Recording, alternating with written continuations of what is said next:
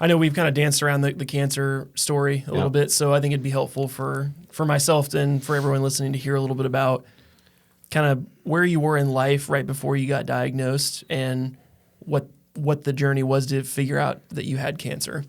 Yeah, so kind of a unique, maybe a blessing in disguise. So I found out in probably 2014 that I'm celiac, so I don't do well with gluten.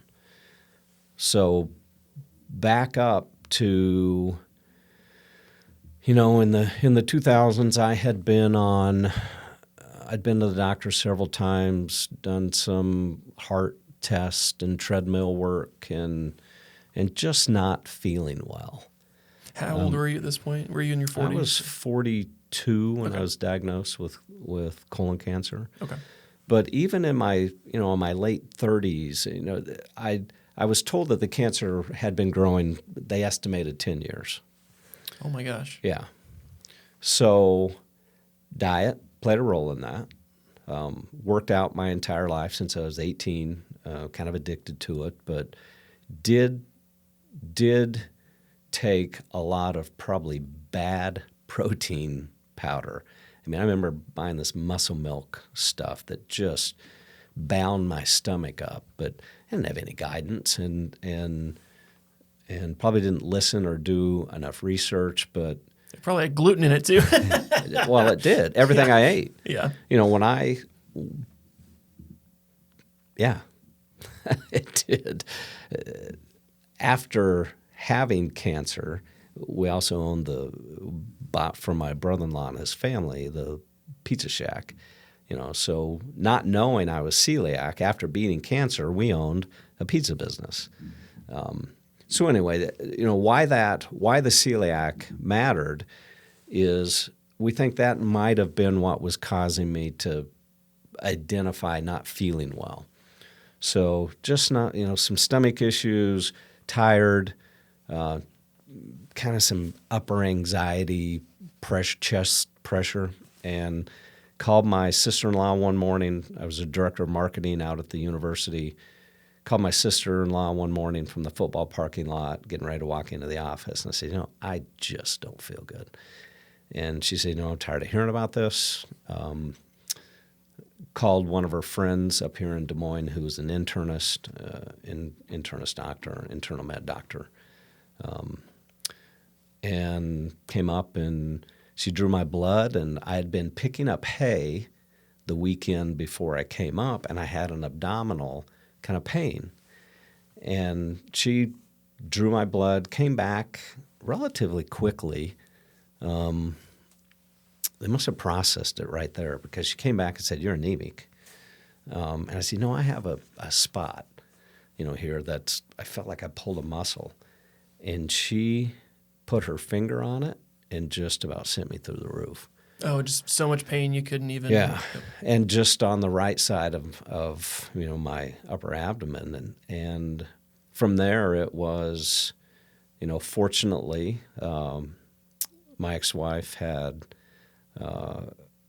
some health things she had gone through and had a doctor that she had been seeing for internal, for stomach and things, and so I knew of her and knew her doctor, and so they immediately got me in, did a colonoscopy, found a racquetball-sized mass. At that point, when you got that MRI back and they're talking to you, like, what's your first, the doctor sits you down and says, like, you have a racquetball-sized tumor in your colon. Devastation. You hear the word, I can say cancer now. I used to not want to even say the word. Pure devastation. You're looking at two kids. They were probably fifth grade and seventh grade, and you're looking at two kids who are your whole world. And I had a great life. Their mom and I were raising them together, and although we weren't together, we were good friends, and kind of setting the example how two parents should co-parent and get along, and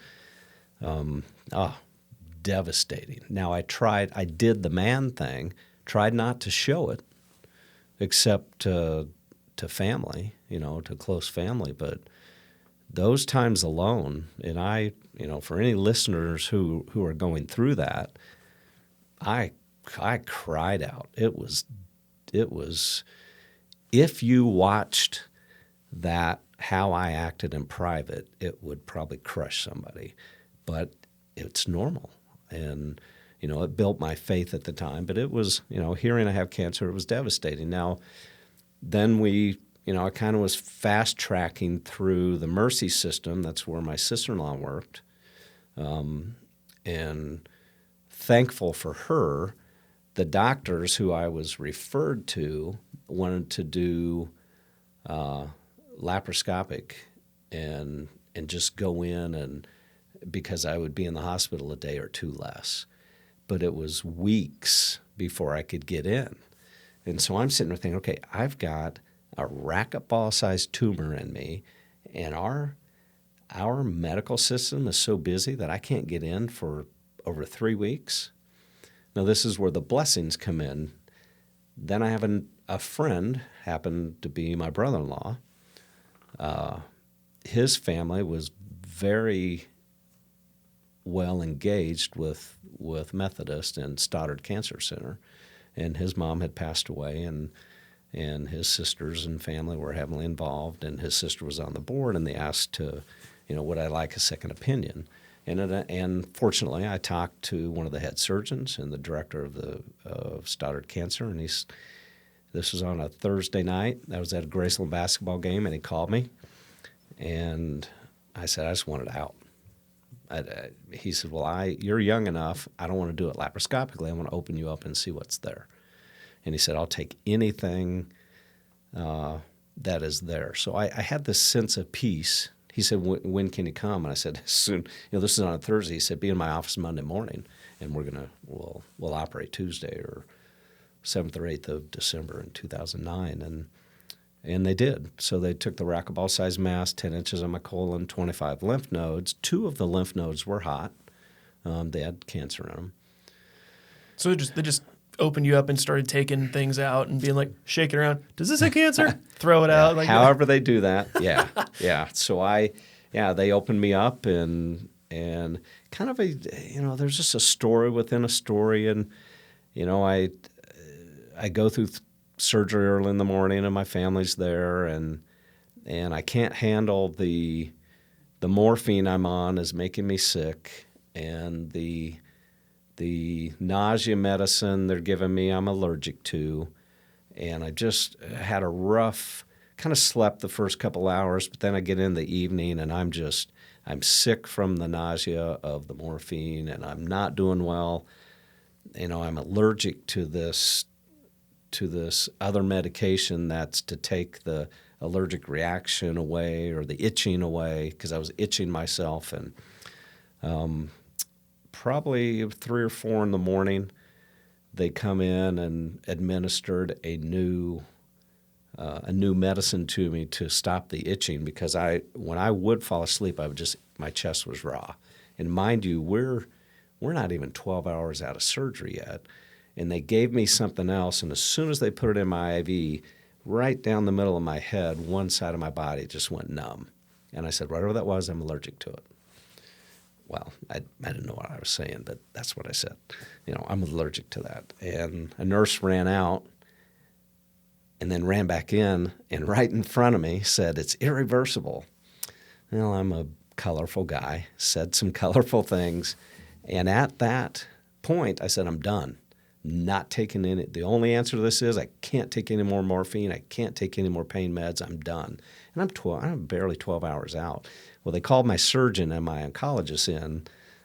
Both of them came in 6:30 in the morning and made everybody leave and talked to me and said, okay, can you do this? We'll take the edge off. And so I went off morphine, within 12 hours of, and not about being tough. It was about I was so sick.